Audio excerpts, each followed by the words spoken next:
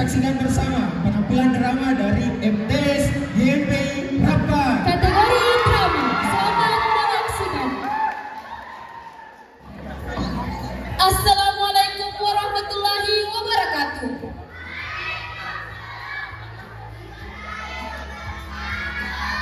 Madrasah Sanawiyah YPI Rapat akan menampilkan drama inspiratif yang berjudul Aku Korban Bully.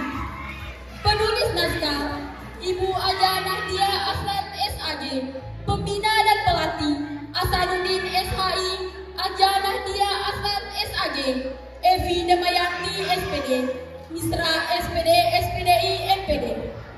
Para pemain: Muhammad Ridho Ramadan sebagai Nabil, Asim Ali Jina sebagai Kamil, Ahmad Kerim sebagai Udin, Muhammad Fikri sebagai Rocky, Muhammad Agil Ismail sebagai Noval, Junaidi Amri dan Muhammad Arfandri Saputra sebagai dokter, Firdiansa sebagai Bapak RT, Asraf Anas, Bahri dan Fatur Rahman sebagai polisi, Nadia Jamal sebagai Ibu Nabil, Takia Suryani sebagai Rita, Asrawatul Siva sebagai Ibu Guru, Astriana dan Nurul Mosia sebagai siswa, Muhammad Fadlan, Rido Aprian dan Muhammad Isatiam sebagai pemeran pembantu, dan saya sendiri Nadia sebagai pembaca prolog. Selamat menyaksikan.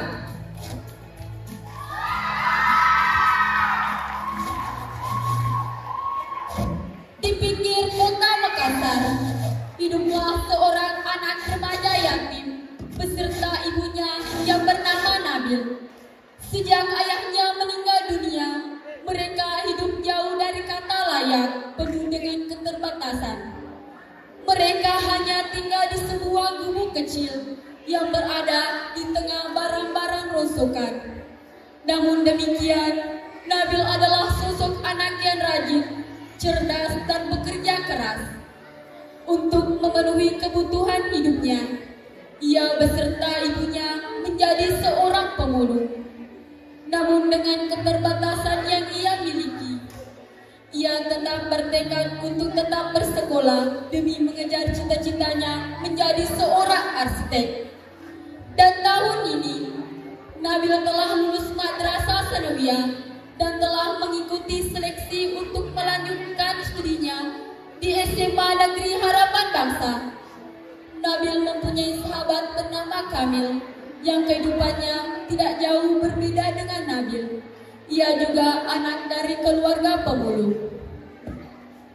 Sesuai waktu yang telah ditentukan, tibalah saatnya pengumuman hasil seleksi penerimaan siswa baru SMA Negeri Harapan Bangsa tahun ajaran 2023-2024.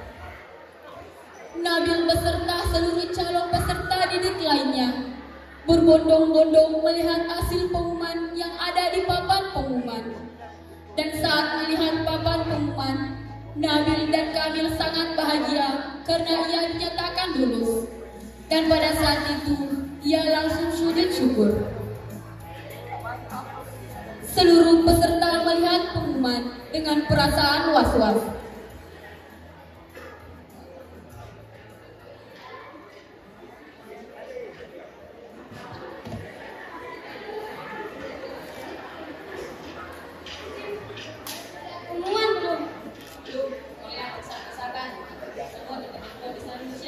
Insyaallah, kita lihat sama-sama.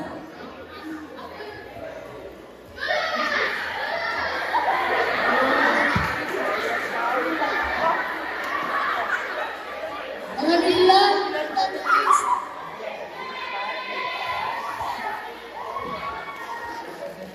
Setelah sujud syukur, selanjutnya mereka berdua langsung pulang ke rumah dan menyampaikan berita bahagia itu kepada ibu mereka masing-masing.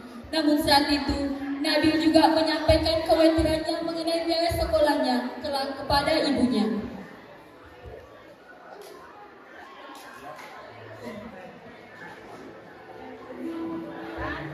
Bu, alhamdulillah Nabil lulus, Bu.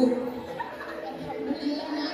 Belajarlah dengan sungguh-sungguh agar kelak cita-citamu dapat tercapai. Tapi Bu, Tapi kenapa nak? saya hanya memikirkan di sekolah Bu, dan tentunya tidak sedikit. Jangan khawatir nak. Dengan kerja keras kita berdua, insya Allah kebutuhan sekolahmu terpenuhi. Baik Bu. Beberapa hari kemudian, setelah Nabil bersekolah di SMA Negeri Harapan Bangsa, Nabil dikenal sebagai sosok yang pendiam dan hanya fokus pada pelajaran. Hal itu membuat sebagian dari temannya merendahkan dan menjadikannya objek bulian. Hampir setiap hari di sekolah, Nabil dan Kamil selalu menjadi objek bulian teman-temannya, utamanya dari Udin, Rocky, dan Noval.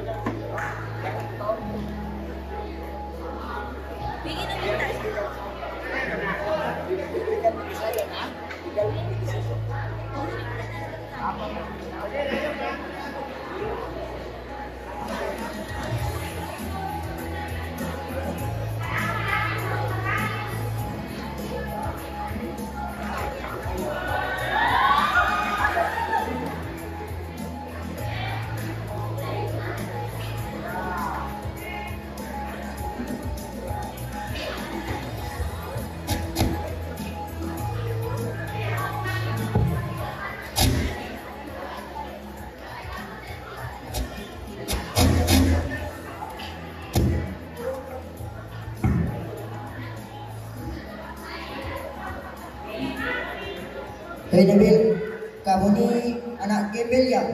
Baju lesu, sepatu robek, bau lagi. Kok bisa-bisanya kamu berdua sekolah di sini? Kan sekolah ini khusus anak-anak suntas seperti kami, bukan macam ini berdua. Betul, betul Ibu. Kok kamu bisa masuk di sekolah ini? Apa kamu punya koneksi ya? Atau kamu pakai ilmu santet? Maaf, kami berdua masuk sekolah ini ikut seleksi serta memenuhi syarat untuk lulus. Semua. Bohong, kamu pasti bohong ya? Ayo Udin, kamu jangan begitu. Semua orang berhak untuk sekolah di sini. Kan ada anak-anak yang seperti kamu. Lagian, Nabil kan cerdas, tidak seperti kamu. Jangan-jangan kamu yang punya koneksi masuk di sini. Diam, awas ya kalau kalian macam-macam. Sabar ya Nabil, jangan diulang-ulang. Gak apa-apa Rita, saya sudah terbiasa dibully dan direndahkan oleh mereka.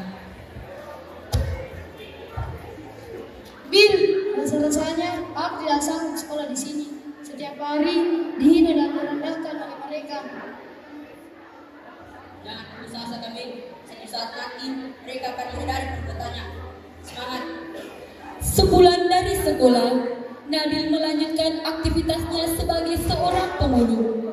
Dan di tengah jalan, dia berpapasan dengan Rocky, Udin, dan Noval. Dan seperti biasanya, ia mengejek dan menghinanya.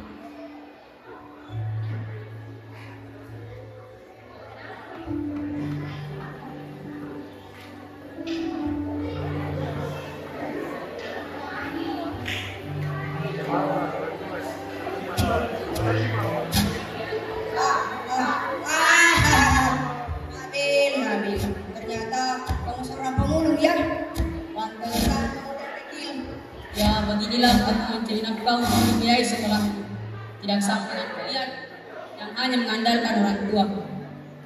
Apa kamu bilang? Kamu menjadi kami ya? Jangan gitu, dia. Ya, kami memang seorang pemulung yang harus bekerja keras untuk memenuhi kebutuhan kami. Bersyukurlah kalian terbaik dari orang kaya, tidak seperti kami. Dasar Keesokan harinya, seperti biasanya, Nabil berangkat ke sekolah dengan penuh semangat. Namun ia tetap merasa was-was terhadap kelompok Udin, apalagi mengingat peristiwa yang kemarin.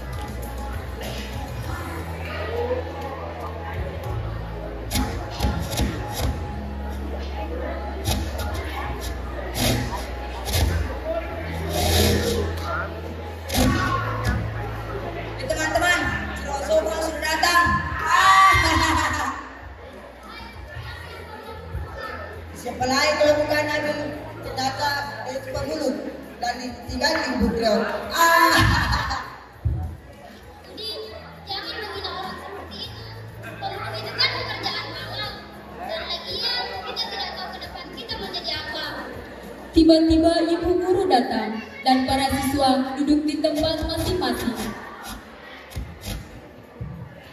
Para siswa sekalian, hari ini Ibu hanya ingin menyampaikan bahwa besok semua tugas makalanya harus dikumpulkan. Dan bagi yang tidak kumpul, tentunya akan mendapatkan sanksi.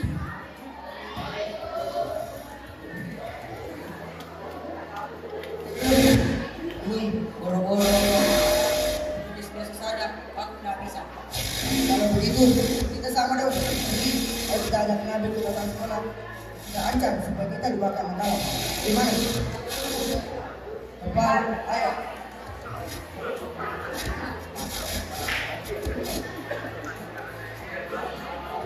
Nabil, ayo kita ke belakang sekolah. Tadi aku bicarakan. Setelah ibu guru meninggalkan kelas, Udin, Rocky, dan Nopal mengajak Nabil ke belakang sekolah dan memaksanya untuk menyelesaikan tugas makalah mereka dan harus ada keesokan paginya.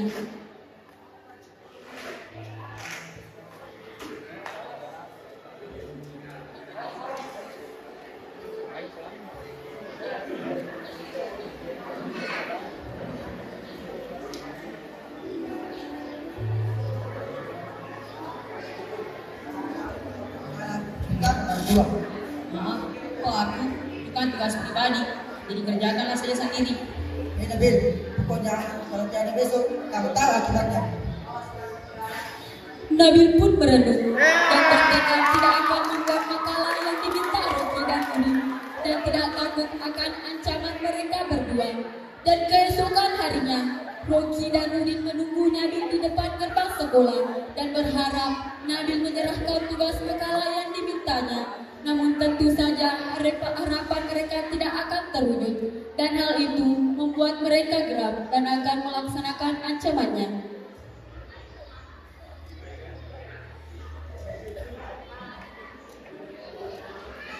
Hei Nabil, mana tugas makalahnya? Tidak ada, kan saya sudah katakan. Badi, jadi kerjakanlah saya sendiri. Setelah berada di dalam kelas, ibu guru pun menagih tugas makalah kepada seluruh siswa.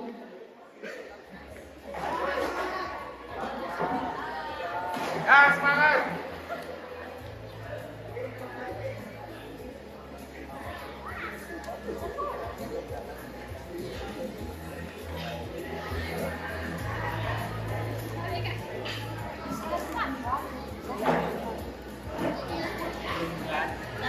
Sebagaimana yang disampaikan kemarin bahwa hari ini semua tugas makalahnya sudah harus dikumpulkan. Dita, silakan mengumpulkan tugas teman-temannya.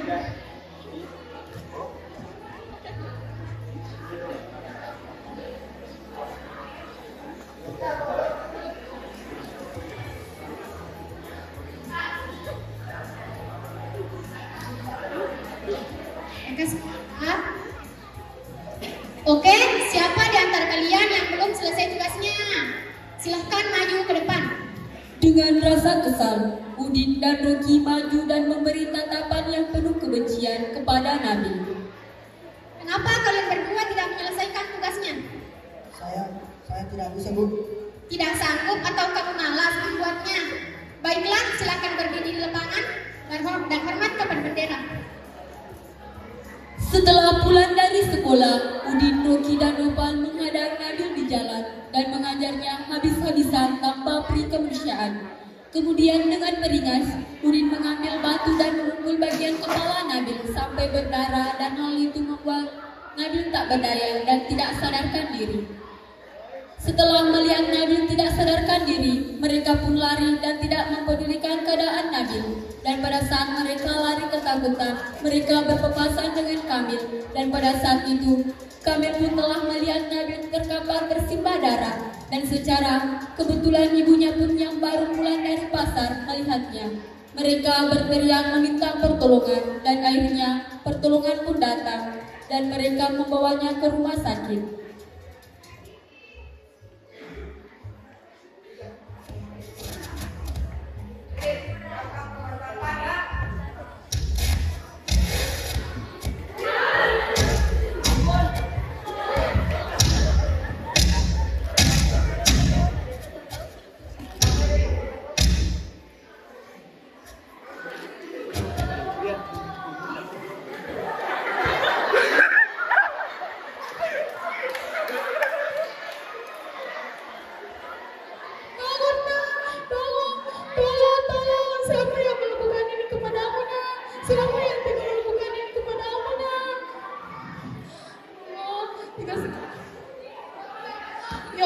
tega sekali mereka melakukan ini kepadamu, nak. Tolong anak saya, Pak. Kita akan segera membawanya ke rumah sakit. Setelah sampai di rumah sakit, Nabil pun secepatnya ditangani oleh dokter dan ibunya menunggu dengan penuh kecemasan. Oh, gimana keadaan?